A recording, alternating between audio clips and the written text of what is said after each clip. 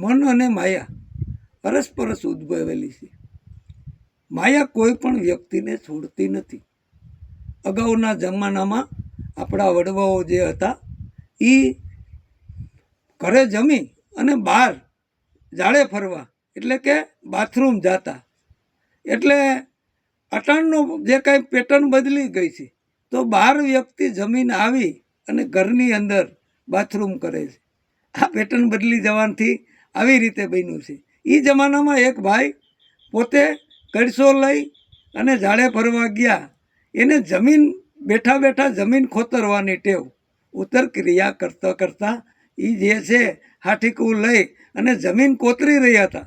એ કોતરતા કોતરતા એને એક માયાની ભરેલી બંબલી મળી.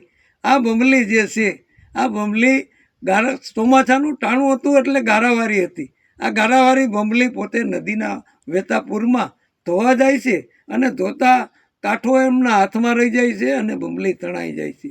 જેથી કરીને માયારૂપી નાગણીના ડંખથી એમના આટા મેલાઈ જાય છે. આટા મેલાઈ જતા ધોતા ગઈ એક ધારી જખના ચાલુ થાય છે. ઘરે આવે છે. એમની ઘરવાળી બુદ્ધિજીવી હતી અને એમણે પૂછ્યું કે બીજું તો ઠીક છે, આ ધોતા ગઈ શું છે? તો કંઈ હું તને નિરાયતે વાત કરે. રાત્રે વારું પાણી કરી અને જ્યારે એને એના સ્વયં ખંડમાં જઈ અને પલંગ ઉપર પોઢે છે, ત્યારે એમની ઘરવાળી વાટકીમાં તેલ લઈ અને માથાની અંદર લગાડતા પૂછે છે કે ભાઈ આ બીજું તો ઠીક છે, આ ધોતા ગઈ શું છે? એટલે એ માંડીને વાત કરે છે કે આજે હું કરશે ગયો તો, ઝાડે ફરવા ગયો તો અને મને એક માયાની ભરેલી બંબલી મળી. આ બંબલી જે છે એ બંબલી ગારાવાળી હતી. હું એમને નદીમાં ધોવા ગયો તો બંબલી તણાઈ ગઈ, કાંઠો મારા હાથમાં રહી ગયો. એટલે મને આ ધોતા ગઈ.